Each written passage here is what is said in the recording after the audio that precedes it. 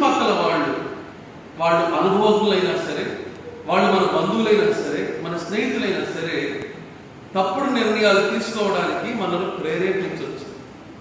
కొన్నిసార్లు మన సొంత వారైనా సరే, అది భార్య కావచ్చు, భర్త కావచ్చు, సొంత వారైనా సరే తప్పుడు నిర్ణయాలు తీసుకోవడానికి మనల్ని ప్రోత్సహించవచ్చు. అలాగే మనకు అందే వార్తలను బాగా నమ్ముతూ ఉంటాం కదా మనం. కొన్నిసార్లు చుట్టుపక్కల వాడు చెప్పుకునే వార్తలు, లేకపోతే మనకి టీవీలో కనిపిస్తా ఉంది, ఇదిగో ఫలానా అనాలిసిస్ ప్రకారం ఈ పార్టీ విన్ అవుతారు ఒకటి చెప్తారు, ఫలానా ఇండియా టుడే ప్రకారం వీళ్ళు విన్ అవుతారని కూడా చెప్తారు, ఇదిగో ఫలానా టైమ్స్ ఆఫ్ ఇండియా ప్రకారం వీళ్ళు విన్ అవుతారని కూడా చెప్తారు. ఇవన్నీ కూడా లోక సంబంధమైన వార్తలు, ఊహాగానాలు. కానీ వాస్తవాలు ఎవరికి తెలుసు? దేవునికి మాత్రమే తెలుసు. హల్లెలూయా.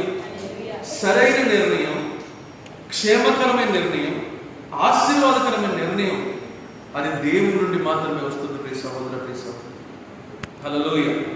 సామెతల గ్రంథం 3వ అధ్యాయం రాయబడిన మాట, యెహోవా యందు నమ్మిక ఉంచి నీ పూర్ణ హృదయంతో యెహోవా యందు నమ్మిక ఉంచుము, నీ సబుద్ధిని ఆధారము చేసుకొనక నీ పూర్ణ హృదయముతో.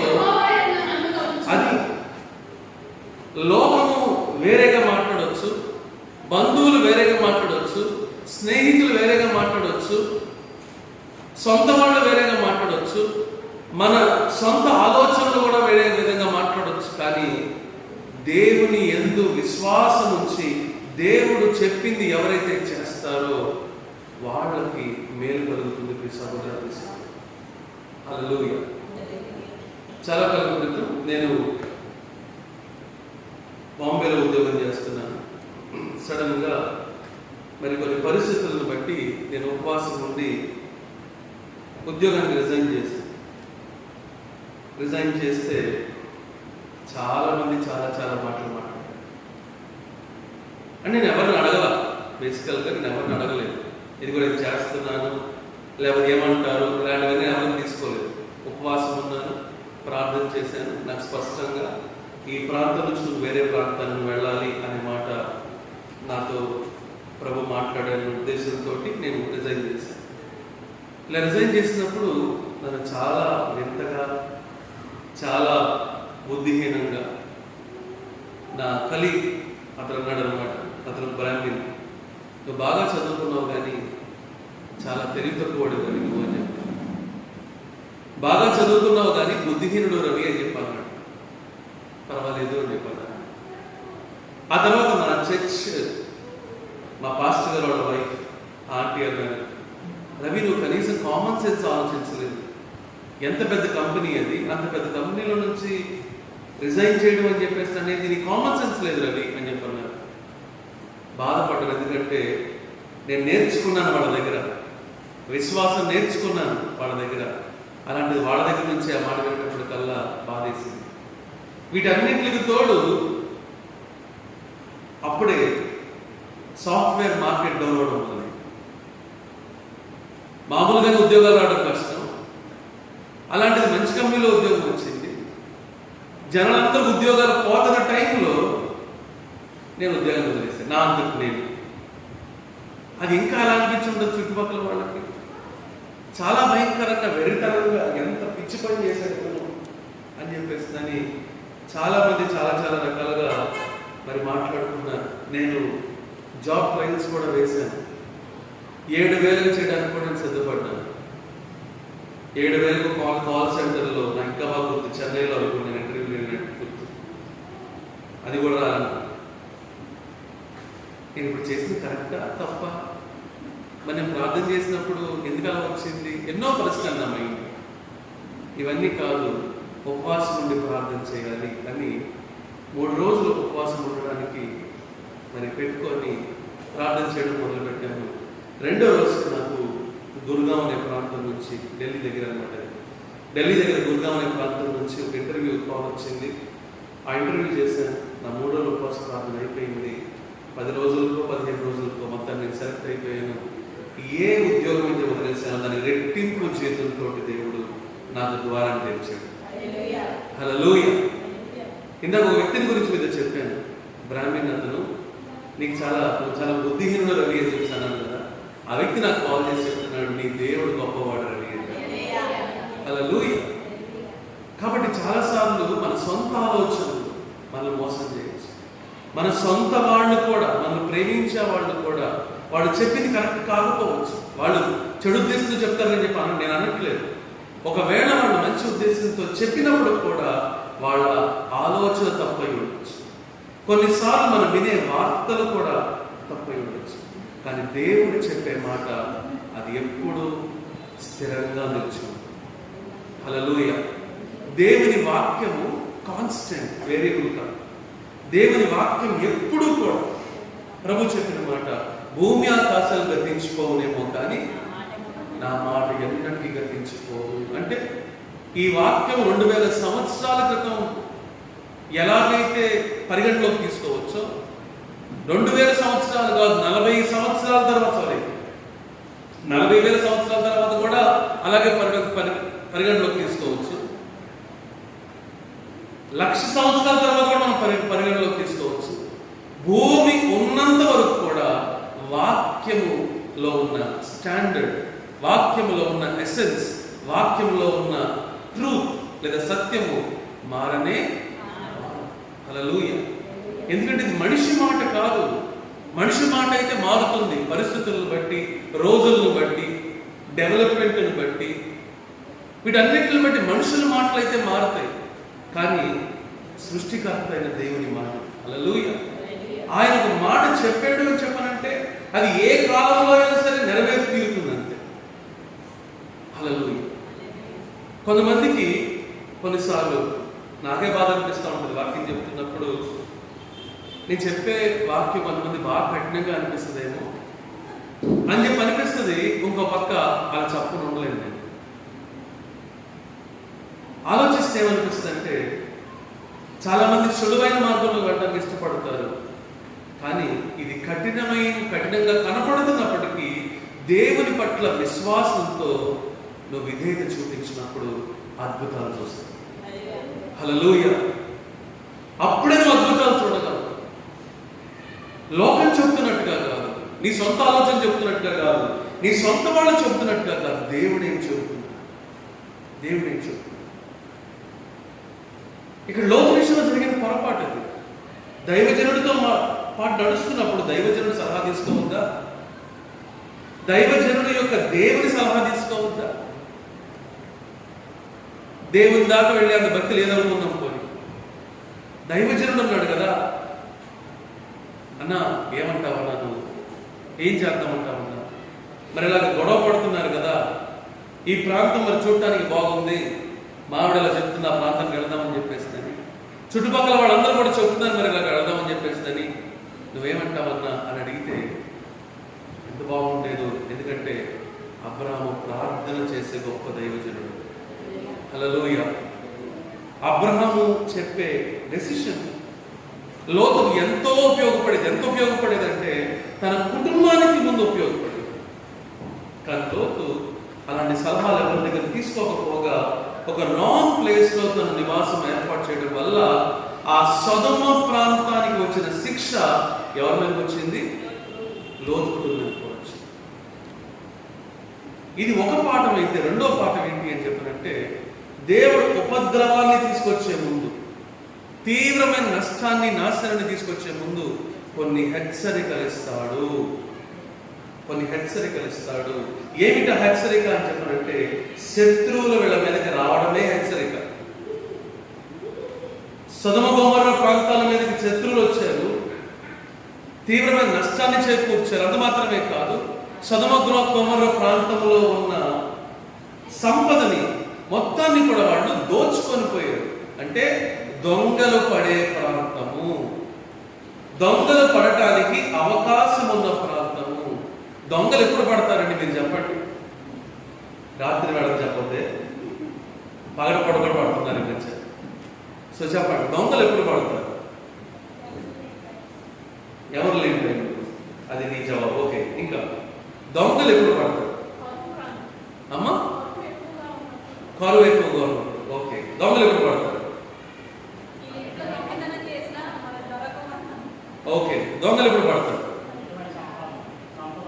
దొంగలు ఎప్పుడు పడతారు? దొంగలు ఎప్పుడు పడతారు?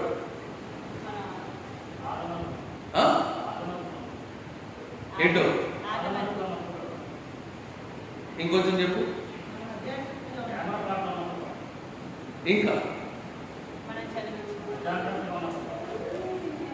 దగ్గరికి బాగా క్లోజ్గా వచ్చా. ఇంకా సెక్యూరిటీ లేనప్పుడు ఎప్పుడు పడతారు? సెక్యూరిటీ లేదని కనుక వాళ్ళకి అర్థమైతే చాలా ఈజీ. ఇంతకుముందు ఉండేవాడు మన వాచ్మెన్, నేను లేపాలి ఆయన, బాబు లేనాయన. ఒకసారి అలాగే నేను లేట్గా వచ్చినప్పుడు ఎంత హార్న్ మోడల్ తీట్లా కోపం వచ్చింది. ఎందుకంటే చాలా జీతం ఇస్తారు కదా. లేదు ఏంటి బాబు నువ్వు చేస్తుంది, నైట్ వాచ్మెన్ అంటే నైట్ వెలుగుగా ఉండాలి కదా అని చెప్పాను. అందుకు మానేశాడు. సెక్యూరిటీ ఎప్పుడైతే లేదని దొంగల పరిస్థితి, దొంగల పని అది కదా.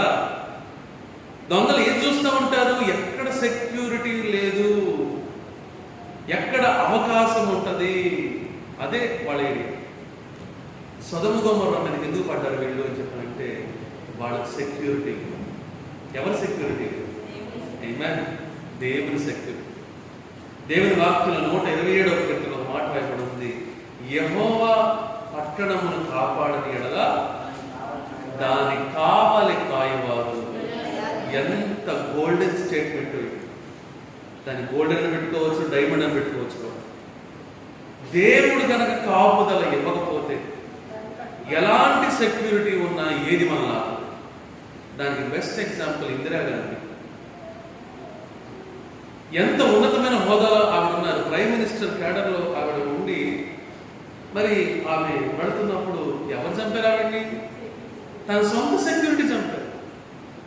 అంటే మనిషి సెక్యూరిటీ ఎక్కడ ఉంది? ఎవరివ్వగలరు సెక్యూరిటీ? దేవుడు మాత్రమే. హల్లెలూయా. మనం ఎంత సీసీటీవీలు పెట్టినా, మనం ఎంత కరెంటు తీగలు పెట్టినా, మనం ఎంతమంది మనుషులను పెట్టినా, దేవుని కాపుదల లేకపోతే ఇవేమీ ఆపదు. కాబట్టి సొదొమ గొమొర్రా ప్రాంతానికి అంత తీవ్రమైన నష్టానికి గల కారణం ఏంటి అని చెప్పారంటే దేవుని కాపుదల ఆ ప్రాంతానికి లేదు. ఇప్పుడు ఆ ప్రాంతానికి ఏమి రావాలి? ఆ ప్రాంతానికి ఏమి రావాలి? ఆ ప్రాంతానికి ఏమి రావాలి? ఏమి రావాలి? బుద్ధి రావాలి. ఆ ప్రాంతానికి బుద్ధి రావాలి కదా. ఎందుకు ఇలాగ సెక్యూరిటీ లేకుండా మా ప్రాంతం ఉంది? ఎందుకు ఇలాంటి పరిస్థితి మా ప్రాంతం మీదకి వచ్చింది? ఎందుకు ఈ తీవ్రమైన నష్టము? ఎందుకు ఈ తీవ్రమైన కష్టము? ఈ ప్రశ్నలు రావాలి. వింటున్నారా? చాలా మందికి ఈ ప్రశ్నలు రావు. చాలా మంది వచ్చిన పర్యావసరాలను బట్టి బాధపడుతూ ఉంటారు కానీ ప్రశ్నించుకోరు. దీన్ని ఆత్మ పరిశీలన, ఇంట్రాస్పెక్షన్ అని చెప్పి అంటారు. ఆత్మ పరిశీలన. ఎందుకు నాకు ఈ పరిస్థితి? ఎందుకు నాకు ఈ పరిస్థితి? ఎందుకు అపవాది ఇంతగా నన్ను శోధిస్తున్నాడు? ఎందుకు అపవాది ఇంతగా నా మీద చెలరేగిపోతున్నాడు?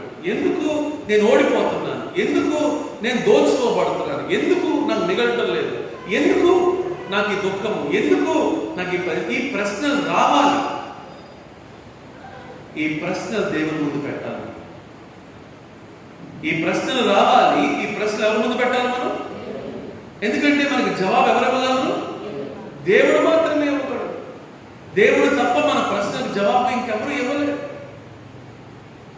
వాగ్దానాలు పొందుకున్న యెహోషువ సైతం ఇశ్రాయేలు ప్రజలు యుద్ధంలో ఓడిపోతున్నప్పుడు ఆపేసాడు. యుద్ధం ఆపేసి దేవుని ముందు ఉపవాసాన్ని ప్రకటించి దేవుని ముందు కూర్చున్నాడు. బూడిద తల మీద పోసుకొని గోనె పట్ట కట్టుకొని దేవుని ముందు కూర్చున్నాడు. ఏంటి అండి అతని ఆ రోజు దేవునితో ఆయన అపాయింట్మెంట్ ఏంటి, అతని ఎజెండా ఏంటి అని చెప్పనంటే ఒకటే,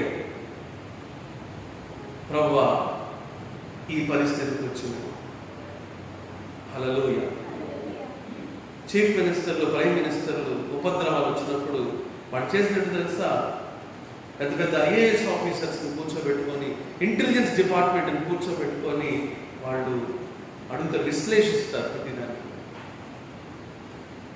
వీళ్ళు పెద్దగా చదువుకోకపోయినా వీళ్ళు ఎవరు హెల్ప్ తీసుకుంటారు అని చెప్పినట్టు ఇంటెలిజెన్స్ డిపార్ట్మెంట్, సామాన్యులు ఉండరు వాళ్ళ చుట్టూ, హైయెస్ట్ ఎడ్యుకేషన్ ఉన్నవాళ్ళు, మంచి అనలైటికల్ స్కిల్స్ ఉన్నవాళ్ళు, మంచి ఇన్డెప్త్ స్టడీ చేయగలిగిన వాళ్ళు, అలాంటి నిష్ణాతులు వాళ్ళ దగ్గర ఉంటారు.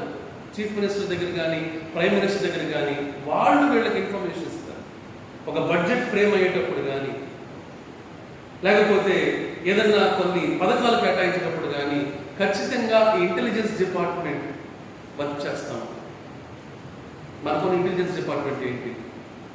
ప్రపంచంలో అతిపెద్ద ఇంటెలిజెన్స్ డిపార్ట్మెంట్ ఎవరు? దేవుడు. హల్లెలూయా. దేవునికి మించిన జ్ఞానం ఎవరికి ఉందండి? దేవునికి మించి ఆలోచన ఎవరు చెప్పగలరండి? నీ ఇంట్లో సరుకులు సరిపోవట్లేదా? నీ ఇంట్లో డబ్బులు సరిపోవట్లేదా? లేకపోతే నీ ఇంట్లో పరిస్థితులు నువ్వు అనుకున్నట్టుగా ఉండట్లేదా? అప్పుడు ఎవరి దగ్గరికి వెళ్ళాలి? దేవుని దగ్గరికి వెళ్ళి అడగాలి, ప్రభువా ఎందుకు ఈ పరిస్థితి అని చెప్పాడు. అలా అడగడానికి ఖచ్చితంగా నువ్వు వెల చెల్లించాలని సహోదరు. చాలా మంది వెల చెల్లించడానికి ఇష్టపడరు. ఏమిటో అనుకుంటారు వెల అంటే. వెల అంటే నీ సమయము, వెల అంటే నీ నిద్ర. వాస్తవానికి నేను కార్ డ్రైవ్ చేస్తా ఉంటే తూలు వచ్చేసింది. నేను తెల్లవారుజాము ఎప్పుడో పడుకున్నాను. వాస్తవానికి నేను చేయలేనేమో, నా వల్ల కాదేమో అని చెప్పాను. కానీ దేవుని యొక్క కృప మరలా దేవుడు బలపరిచాడు. ఇలా ఎన్నిసార్లు నాకు ఆదివారం జరిగేదో వెల చెల్లించాలి. అది నీ నిద్ర కావచ్చు, నీ సమయం కావచ్చు, లేకపోతే కొన్నిసార్లు ఆహారం కావచ్చు. కొంతమంది ఆహారం తినకుండా ఉండలేదు, ఉపవాసం ఉండాల్సి వస్తుంది, ఉపవాసం ఉండలేదు. సమయం తీయాలి ప్రార్థన చేయడానికి, సమయం ఇవ్వలేదు. రాత్రి మేల్కొని ప్రార్థన చేయాలి. రాత్రి చెప్పండి, రాత్రి మేల్కొని ప్రార్థన చేయలేదు. మరి ఎవరు తీరుస్తారు ఈ సమస్య? నీ సమస్య ఎవరు తీరుస్తారు? ఇందాక మాట్లాడుతున్నప్పుడు అంకులు చెప్తున్నారు, బాబు మా కుటుంబం ఇలా ఉండడానికి గల కారణం మా అమ్మగారు మంచి ప్రార్థన పరురాలు. అంటే మామూలుగా ప్రార్థన చేయడం కాదు బాబు, రాత్రంతా కూర్చొని ప్రార్థన చేస్తారు ఉదయం వరకు. హల్లెలూయా. నాకు అనిపించింది దేవుడు అందుకనే మా కుటుంబాన్ని అలా ఆశీర్వదిస్తున్నాడు. హల్లెలూయా. రాత్రంతా ప్రార్థన చేస్తారు. ఈరోజు ఎంతమంది తల్లులు రాత్రంతా ప్రార్థన చేస్తారు? ఎంతమంది తండ్రులు రాత్రంతా ప్రార్థన చేస్తారు? మనకు చాలా అవసరతలు ఉంటాయి, మనకు చాలా ఆలోచనలు ఉంటాయి, మనకు చాలా కష్టమైన క్లిష్టమైన పరిస్థితులు ఉంటాయి. వీటన్నిటి మధ్యలో మనం దేవుని దగ్గరికి ఎలా వెళ్తున్నాము? ఎంత సమయాన్ని వెచ్చిస్తున్నాము? ఏం వెల చెల్లిస్తున్నాము? కొన్నిసార్లు కష్టంగా ఉంటుంది ఆహారం అనేది, కడుపులు నొప్పి వస్తుంది. ఎప్పుడు అనుభవించారా? ఇలాంటివి అనుభవించారు. చూస్తాడు దేవుడు, నువ్వు ఎందుకు అంతలా కడుపు కట్టుకుని ప్రార్థన చేస్తున్నావు? నువ్వు ఎందుకు నీ సమయాన్ని వెచ్చించి మరి దేవుని దగ్గర గడుపుతున్నావు? నువ్వు ఎందుకు నిద్ర వస్తున్న నిద్ర మానుకొని మరి దేవుని దగ్గర కూర్చుంటున్నావు? ఇవన్నీ గమనిస్తాడు దేవుడు. హల్లెలూయా. దీవెన ఊరికినే రాదు. గమనిస్తున్నారా? ఆశీర్వాదం ఊరికినే రాదు, ప్రార్థనకు జవాబు ఊరికినే రాదు, అద్భుతాలు ఊరికినే జరగవు. ఖచ్చితంగా వెల చెల్లించి తీరాల్సిందే. రక్షణ వచ్చిందండి ఊరికినే? రక్షణ వచ్చిందా? ఎలా వచ్చింది? వెల చెల్లించాడు ఆయన. ఏమిటా వెల? తన శరీరాన్ని, తన రక్తాన్ని, సమస్తాన్ని కూడా ఆయన వెల చెల్లించాడు. కాబట్టి సమానం వాళ్ళకి ఆయన ఏమగలిగాడు? రక్షణ. ఈ సహోదరు రోజు మన జీవితంలో వచ్చే పరిస్థితులకి ఏం వెల చెల్లిస్తున్నాం మనం దేవుని దగ్గరికి వెళ్ళి అడగడానికి? చూడండి, ఈ సొదొమ గొమొర్రా ప్రాంతం అంతా కూడా ఖాళీ అయిపోతుంది, దొంగ దోచుకోబడుతుంది. ప్రభు చెప్తున్నాడు, దొంగ 3 పనులు చేయడానికి వస్తాడంట. ఏ పనులు? దోచుకోవడానికి, హత్య చేయడానికి, నాశనం చేయడానికి. ఈ సొదొమ గొమొర్రా ప్రాంతంలో జరుగుతుందంటే దోచుకోవడం, హత్య చేయడం, నాశనం చేయడం అదే జరుగుతుంది ఈ ప్రాంతంలో. ఆ ప్రాంతంలో ఉన్న పాపానికి ఎవరికి వచ్చింది శిక్ష? లోతుకు కూడా వచ్చింది. లోతు కుటుంబం అంతటిని కూడా, అతని ఆస్తి అంతటిని కూడా ఎవరు తీసుకుపోయారు? శత్రువులు తీసుకుపోయారు. నువ్వు ఆ ప్రాంతంలో ఉండకపోతే నీకు ఆ పరిస్థితి వచ్చేది కాదు కదా. ఇది స్నేహితులకు సంబంధించిన విషయం అయి ఉండొచ్చు, బంధుత్వానికి సంబంధించిన విషయం అయి ఉండొచ్చు. అమ్మ వింటున్నారా?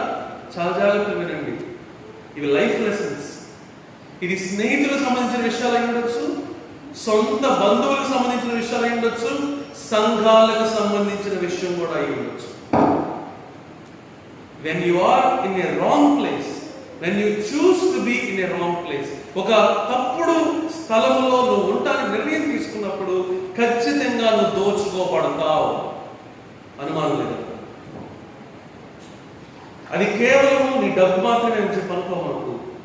అది నీ ఆత్మీయత కావచ్చు, నీ ఆరోగ్యం కావచ్చు, లేకపోతే నీ భక్తి జీవితం కావచ్చు, నీ ప్రార్థనా జీవితం కావచ్చు, నీ పరిశుద్ధ జీవితం కావచ్చు.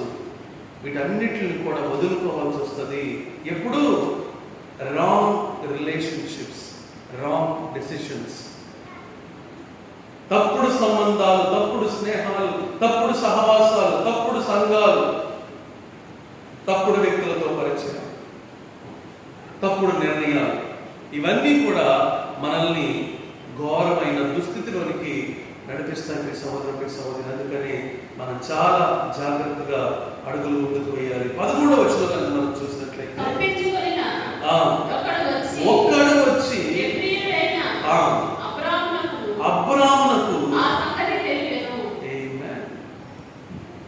అబ్రాము గొప్ప దైవజనుడు అని చెప్పడానికి మనకి చాలా విషయాలు మనకి వాక్యాలు కనబడతాయండి. దాంట్లో ఇది ఒక విషయం. ఏం జరిగి విడిపోయారు ఇద్దరు? అబ్రాముతో గొడవ జరిగి విడిపోయారు. ఇప్పుడు గొడవ జరిగినప్పుడు ఏముండదు? వాళ్ళకి మధ్య సంబంధం ఉండదు, సహవాసం ఉండదు, సమాధానం కూడా ఉండదు. అలాంటి పరిస్థితుల మధ్యలో లోతుకి ఏం జరిగింది? నష్టం జరిగింది. లోతు కుటుంబానికి తీవ్రమైన నష్టం జరిగింది. ఆ నష్టము గురించిన వార్త అబ్రాముకి ఎవరో చెప్పారు. ఇప్పుడు అబ్రాము రెస్పాన్స్ ఆప్షన్ ఏ, హల్లెలూయా, ఎంత గొప్ప దేవుడు మన దేవుడు.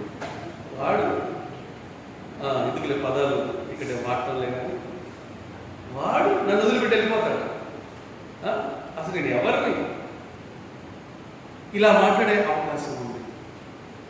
2, అందరికీ చాటిని చెప్పే అవకాశం. 3, దేవునికి కృతజ్ఞతలు చెల్లించే అవకాశం కూడా ఉంది. 4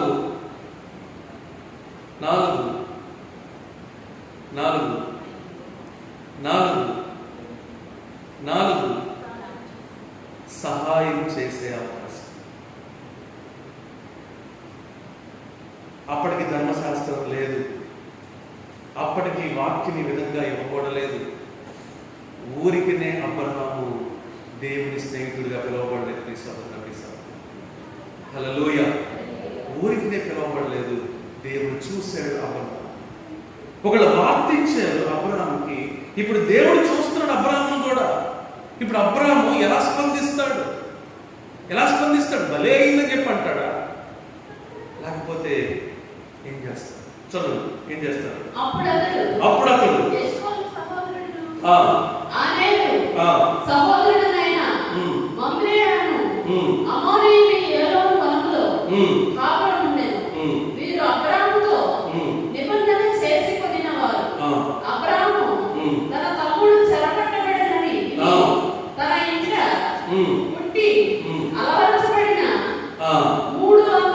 ఈ మాట మళ్ళీ చదవండి ఒకసారి. అబ్రాము తన తమ్ముడు చెరపట్టబడని విని తన ఇంట పుట్టి అలవరచబడిన 318 మందిని వెంట పెట్టుకొని ఆ రాజులను తరిమెను.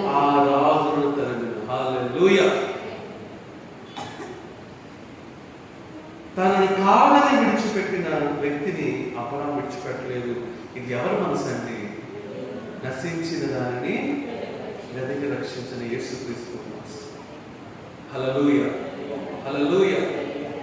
అబ్రహాము దేవుని మనసు కలిగి ఉన్నాడు. ఎక్కడా కూడా అతనిలో కోపద్వేషాలు లేవు కానీ, హేళన చేసే తత్వం లేదు కానీ, అలాగే ఎగతాళి చేసే తత్వం లేదు కానీ, కించపరిచే తత్వం లేదు కానీ, ఆపదలో ఉన్న తన సహోదరుని ఎలాగైనా సరే ఆదుకోవాలి అనే మనసు మాత్రమే అతను కలిగి. ఇప్పుడు అబ్రహాం బ్యాక్గ్రౌండ్ ఇక్కడ చూసినట్లయితే అబ్రహాం అంట ఎలాంటి వారిని తయారు చేశాడంట? 318 మంది యోధుల్ని తయారు చేశాడు. 318 మంది దేవుని భయంకరమైన వారిని తయారు చేశారు. 318 మంది మంచి పోరాడగలిగే వారిని తయారు చేశారు. 318 మంది విధేయత కలిగిన వాడిని తయారు చేశారు. హల్లెలూయా, హల్లెలూయా. అంటే అబ్రహాం కెపాసిటీ చూడండి ఒకసారి. అబ్రహాం ఏ మెట్టులో ఎదిగాడండి? రాజుల్ని కాపాడే స్థాయికి ఎదిగాడండి అబ్రహాం. హల్లెలూయా. రాజ్యాల్ని కాపాడే స్థాయికి ఎదిగాడండి అబ్రహాము. ఏ మార్గంలో నడుస్తున్నాడు అబ్రహాము? దేవుడు చూపిస్తున్న మార్గంలో, దేవుడు వాగ్దానం ఇచ్చిన మార్గంలో, దేవుడు నడవమన్న మార్గంలో అబ్రహాం ఎప్పుడైతే నడుస్తున్నాడో అబ్రహాము ఏమవుతున్నాడు? మహాశక్తిగా తయారవుతున్నాడు. హల్లెలూయా. మనం కూడా దేవుడు చూపించిన మార్గంలో, దేవుడు చెప్పిన మార్గంలో, దేవుడు నడవమన్న మార్గం నడిచినప్పుడు ఆ సమయంలో మనం బలహీనంగా కనపడొచ్చేమో, ఆ సమయంలో మనం వెరివాళ్ళ కనపడొచ్చేమో, ఆ సమయంలో మనం బుద్ధిహీనులా కనపడొచ్చేమో, ఆ సమయంలో మనము చాలా సులభంగా కనపడొచ్చేమో. కానీ ఒకానొక రోజు వస్తుంది, మనల్ని దేవుడు బలవంతులుగా మాత్రమే కాదు అనేకులకు ఆశీర్వాదకరంగా చేస్తాడు. హల్లెలూయా. వారిలో ఒంటరి అయిన వాడు 1000 మందగును, వారిలో ఎన్నిక లేని వాడు బలమైన జనమగునగా తెలియజేస్తాడు. అబ్రహాము 318 మంది మరి యోధుల్ని తయారు చేసి ఏం చేశాడు? ఆ రాజులను దాని మట్టుకు తరిమాడంట. తరిమి రాత్రి వేళ అతడును దాసులను కొట్టి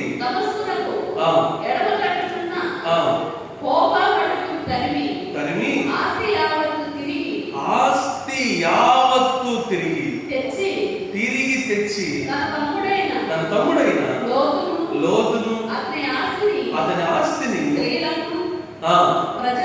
ప్రజలను హల్లెలూయా, హల్లెలూయా. చూసారంటే లోతేమో అంత పోగొట్టుకునేవాడుగా ఉంటున్నాడు. అబ్రహాము తాను కలిగి ఉన్నవాడు మాత్రమే కాదు, ఇతరులకు కూడా పోగొట్టుకున్న దాన్ని మరలా తిరిగి ఇచ్చేవాడు. ఈరోజు మనం ఉండవలసిన ఆత్మీయమైన వ్యక్తి ఏంటి అని చెప్పాలంటే, మనం పోగొట్టుకోవడం కాదు, మనం కోల్పోవడం కాదు, అవసరతలో ఉన్న వాళ్ళకి సహాయం చేసే పరిస్థితిలో మనం. అవసరతలో ఉన్న వారికి సహాయం చేయడం అంటే ఏంటి? అవసరతలో ఉన్న వారికి దేవుని పరిచయం చేసి తద్వారా వాళ్ళు పోగొట్టుకున్న శ్రేష్టమైన ఆశీర్వాదకరమైన జీవితాన్ని మరలా వాళ్ళకు అనుగ్రహించడమే నిజంగా మనం చేయగలిగే సహాయం. అబ్రహాము అంత ఉన్నతమైన వ్యక్తులు.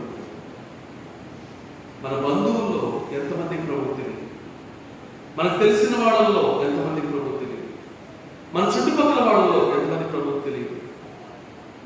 మన చుట్టుపక్కల వాళ్ళు ఎంతమంది నష్టపోతున్న వాళ్ళు ఉన్నారు, ఆల్రెడీ నష్టపోయిన వాళ్ళు ఉన్నారు, ఎంత ఘోరమైన దుర్భరమైన స్థితిలో ఉన్నారు. మనం దేవుని మార్గం నడిచే వ్యక్తులను కనుక అయినట్లయితే అబ్రహాము వలె మనం కూడా ఏం చేయగలుగుతాం? వాళ్ళని రక్షించగలుగుతాం. వాక్యంలో మాట రాయబడింది, ఒకసారి చూడండి.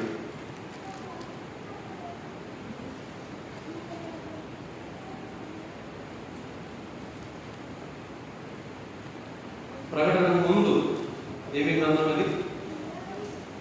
ప్రకటన ముందు యోధ. ఆ యోధ గ్రంథంలో ఎన్నో అధ్యాయము?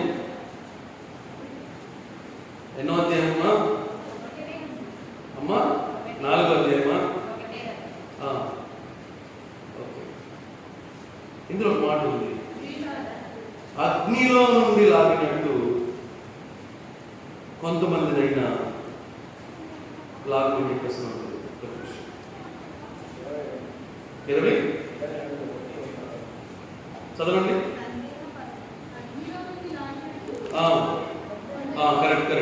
కరెక్ట్ కొందరిని రక్షించుడి. శరీర సంబంధమైన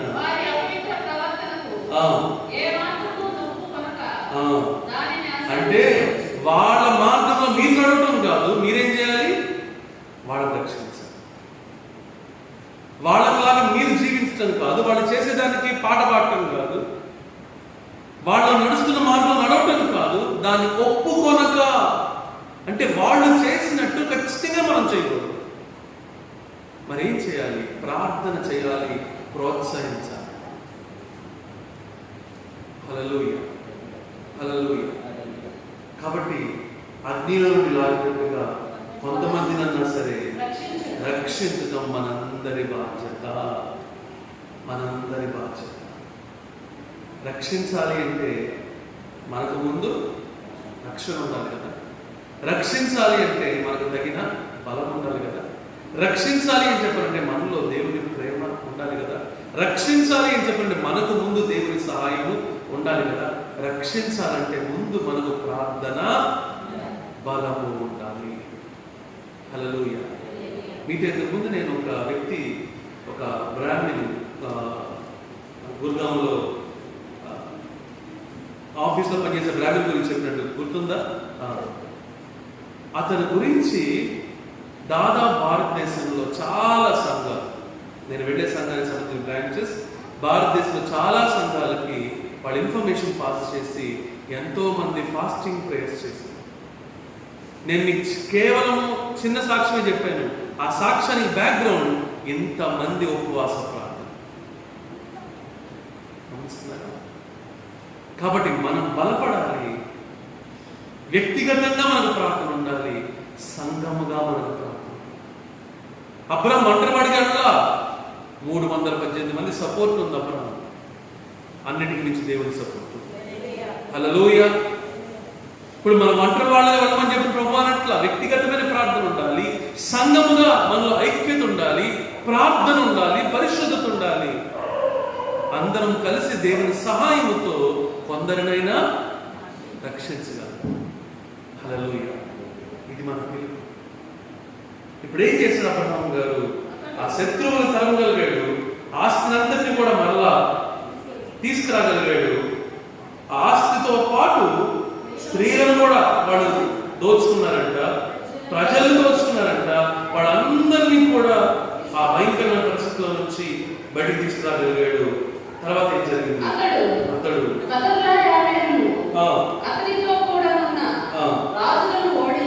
ఓడించి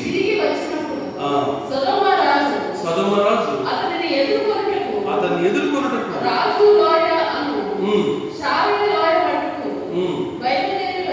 వచ్చెను. మరియు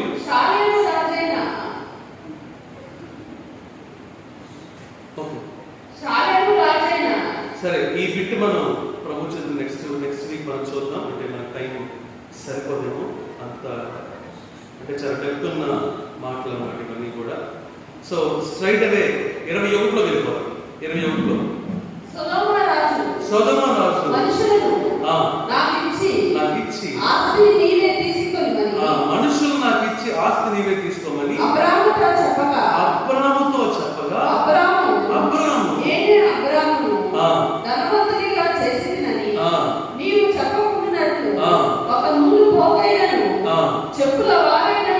ఇక్కడ ఒక విషయం మీరు గమనిస్తున్నారా? అబ్రాహాము సహాయం చేశాడు, కానీ అబ్రాహాములో ఎదుటివాడి నుంచి ఏదో ఆశించే మనసు. హల్లెలూయా. అది క్యారెక్టర్ అంటే. ఈ క్యారెక్టర్ మనకు ఎక్కడ కనపడదో తెలుసా? చెప్తారా ఎవరన్నా? గుర్తొస్తుందా మీకు బైబిల్లో ఇలాంటి క్యారెక్టర్? నయమాను నయం చేసిన తర్వాత ఎలీషా అడుగుతాడు నయమాను, నీకేం కావాలో చెప్పండి అయ్యా, నీకు ఇస్తాను, కృతజ్ఞతగానే చెప్తాడు అన్నమాట. కానీ ఎలీషా ఏమీ ఉండదు. తన దగ్గర మరి అసిస్టెంట్గా ఉన్న గెహాజీ మాత్రం పరిగెత్తుకొని పోయి లోపల ఏమనుకుంటాడు, మా యజమానుడికి ఏమాత్రం జ్ఞానం లేదు, నిజమే లోక జ్ఞానం అసలు లేదు, ఎంత మంచి ఆఫర్ వదులుకుంటాడా అని చెప్పి వెళ్ళి అబద్ధం చెప్పి ఆ నయమాన్ దగ్గర నుంచి కొన్ని విలువైన వాటిని తెలుసుకున్నప్పుడు ఏమొస్తుంది గెహాజీకి? నయమానును విడిచిపెట్టిన కుష్ఠరోగము గెహాజీని పడుతుంది.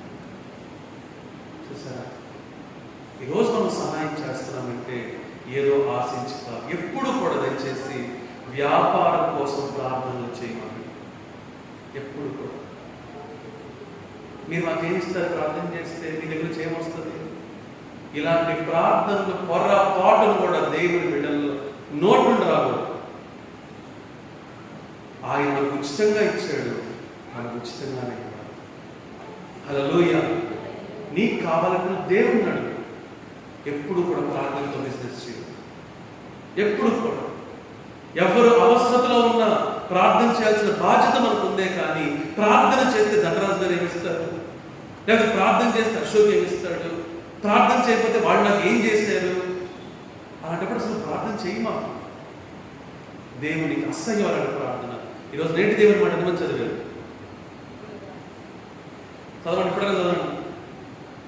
నేటి దేవుని మాట ఏంటి? చదవండి ఇప్పుడు. ఏంటి నేటి దేవుని మాట?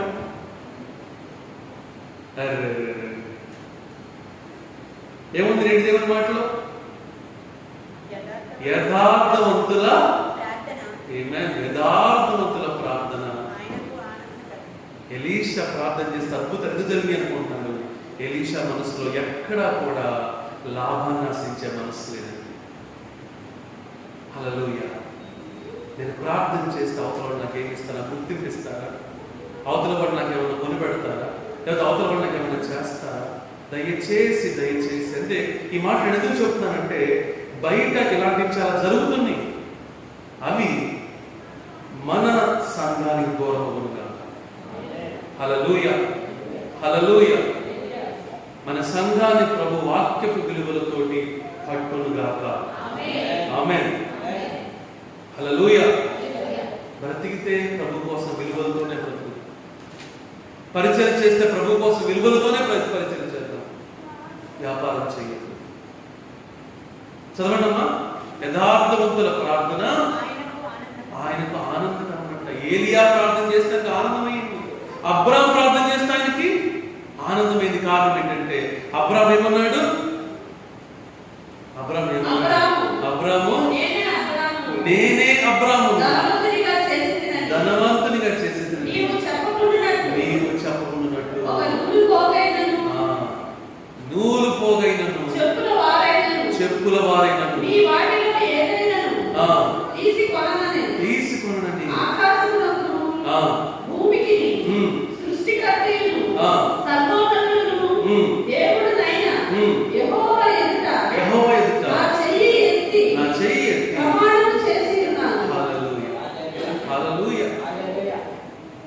ఎలాంటి తత్వం అబ్రాహాం అంటే ఎదుటివాడి నుంచి ఆశించే తత్వం కాదు, ఇచ్చే తత్వం.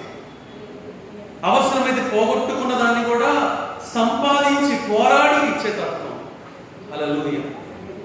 ఎక్కడా కూడా మరి అవతల వాటి నుంచి ఏం పొందుకోవాలి. ముఖ్యంగా కొన్ని ఆఫరింగ్స్ కూడా అంటే అర్పణం అంటే మనం అందరిలోకి వెళ్ళి స్కాన్ చేయలేం, కానీ జనరల్గా చెప్తున్నాను. ఆఫరింగ్స్ కూడా ఎప్పుడూ కూడా నీతిగా నిజాయితీగా ఇచ్చేది దేవుని దృష్టికి అంగీకారం. ఆ విషయంలో కనుక సేవకుడు రాజీ పడ్డాడో ఫినిష్. That's the end. సంఘము వాటిని బట్టి నడవదు. సంఘము ఆఫరింగ్స్ బట్టి నడవదు, దేవుని కృపను బట్టి నడుస్తుంది. హల్లెలూయా, హల్లెలూయా. ఈ క్లారిటీ ఎప్పుడైతే ఉంటుందో సంఘంలో ఆ సంఘం దీవించబడుతుంది. ఎందుకంటే సహాయము మనుషుల నుంచి కాదు, దేవుడి నుంచి వస్తుంది. హల్లెలూయా. పరలోకం ద్వారం తెరుస్తాడు ఆయన, పరలోకం దన్నిని తెరుస్తాడు ఆయన. నువ్వు పట్టజాలనంతగా ఆయన దీవెనలతో నిన్ను తృప్తిపరుస్తాడు. హల్లెలూయా. ఎందుకో తెలుసా? నా కుమారుడు ఈ అన్యాయమైన ధనొద్దంటుంది, నా కుమార్తె ఈ అక్రమమైన ధనొద్దంటుంది, నా బిడ్డలు ఈ ఫ్రీగా వచ్చేదాన్ని వద్దంటున్నారు. నా బిడ్డలు ఎక్కడా కూడా స్వార్థపూరితంగా నా నామాన్ని కానీ నా ప్రార్థన కానీ వాడుకోవట్లేదు. హల్లెలూయా. ఎందుకంటే నేను మొన్న గుడివాడ మీటింగ్లో ఒక విషయాన్ని ప్రస్తావించాను. వీళ్ళు ఎంతమంది గుర్తుపట్టారు నాకు తెలియదు, కానీ గుర్తుపట్టారా? ఒక వ్యక్తి 3 సంవత్సరాలుగా అక్రమ సంబంధంతో మందిరానికి వస్తుంటే ఆ సేవకుడే చెప్పిన మాట, ఇది నా సొంత మాట, సేవకుడే చెప్పిన మాట, ₹1,00,000 వస్తుంది అని చెప్పి మాట్లాడలేదంట. 3 సంవత్సరాలు ఎంత విలువైంది? 3 సంవత్సరాలు. 3 సంవత్సరాల సేవకుడు నోరు మూసుకున్నాడంటే ఎంత పతనం జరుగుతుంది అక్కడ. ఇక దేవుని కృపను బట్టి ఆ సేవకుడు ఆపుకోలేక మొత్తానికి చెప్పగలిగాడు. దేవుని కృప ఏంటంటే అతను ఆ సంబంధాలను విడిచిపెట్టేశాడు. అది గొప్ప విషయం. హల్లెలూయా. ఆ సంబంధాలన్నీ విడిచిపెట్టి చక్కగా తన భార్యతో మాత్రమే మంది నడిపిస్తుంది. కాబట్టి సేవకులు ఎప్పుడు నోరు మూసుకోకూడదు. అలాగే మీరు కూడా మీకు తెలిసినప్పుడు మీ బంధువుల్లో కానీ మీ స్నేహితుల్లో కానీ సంఘంలో కానీ ఏదైనా కనుక పొరపాటు మీరు గమనించినప్పుడు ప్రేమగా ముందు ప్రార్థన చేయండి వాళ్ళ కోసం, ఆ తర్వాత ప్రేమగా చెప్పండి, తప్పలేదు. గమనిస్తున్నారు? మాట్లాడద్దు, చెప్పండి, చెప్పడం తప్పలేదు. ముందు ప్రార్థన చేయండి, ఆ తర్వాత చెప్పండి. ఎందుకంటే మన ఉద్దేశం ప్రేమతోనే జయించాలి, కానీ మన ద్వేషంతోనో లేకపోతే తిట్లతోనో లేకపోతే మరొకటి మాట్లాడే ఎవరిని మనం జయించలేదు. మన ఉద్దేశం అగ్నిలో నుండి లాగినట్టు కొంతమంది అన్నా సరే లాగడం మన ఉద్దేశం, కానీ వేరే ఉద్దేశం మనకు లేదు. అబ్రాహాము ఒక మాటలో తేల్చేశాడు, నన్ను ధనవంతుడిని చేసే దేవుడే కానీ నీ అన్యాయపు సొమ్ము కాదు. హల్లెలూయా. కాబట్టి ఎన్నో పాఠాలు ఈ వాక్యం నుంచి ఇంకా ఇక్కడితో అయిపోలేదు, ఇంకా ఉంది. కాబట్టి ఇంతవరకు ముఖ్యంగా ఈ అధ్యాయంలో మరి లోతు ఎలాగ తను తీసుకున్న నిర్ణయాన్ని బట్టి మరి దోచుకోబడ్డాడు.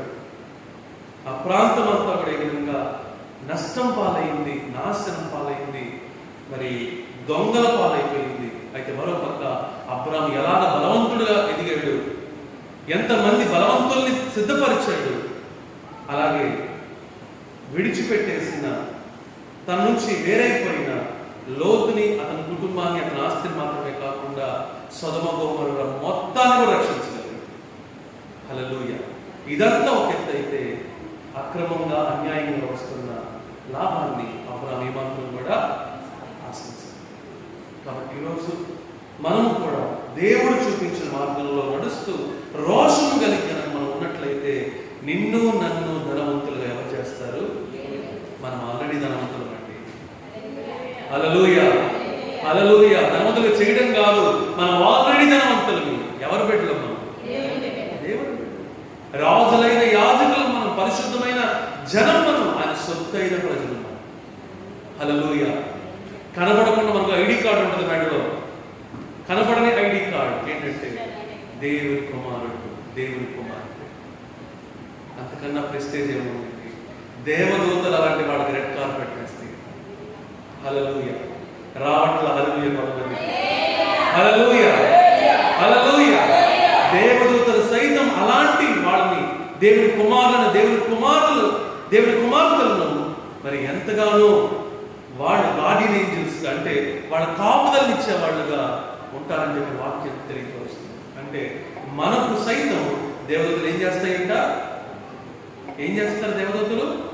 పరిచర్య చేస్తారు. హల్లెలూయా. అప్పుడు ఎంత గొప్ప ఆధిక్యత దేవుడు మనకి ఇస్తున్నాడు. మనం ఎందుకు పేదవాళ్ళం అవుతామండి? మనం ఎందుకు లేమిలో ఉన్న వాళ్ళం అవుతామండి? మనం ఎందుకు చేతగాని వాళ్ళం అవుతామండి? మనం ఎందుకు అనాథం అవుతామండి? మన గొప్ప దేవుడు ఉన్నాడు, రోషం గల దేవుడు ఉన్నాడు. ఆయన మార్గంలో నడిస్తే మనం చాలు. లోకంలో ఉన్నది దేని మనం ఆశించకుండా ఆయన చూస్తే చాలు. మనల్నే ఆశీర్వదించి మనమే 10 మందికి సహాయం చేసే విధంగా దేవుడు మనల్ని ఆశీర్వదిస్తాడు. అటువంటి కృప దేవుడు మనకు అనుగ్రహించిన కాక ఆమేన్. ప్రార్థన చేస్తాం.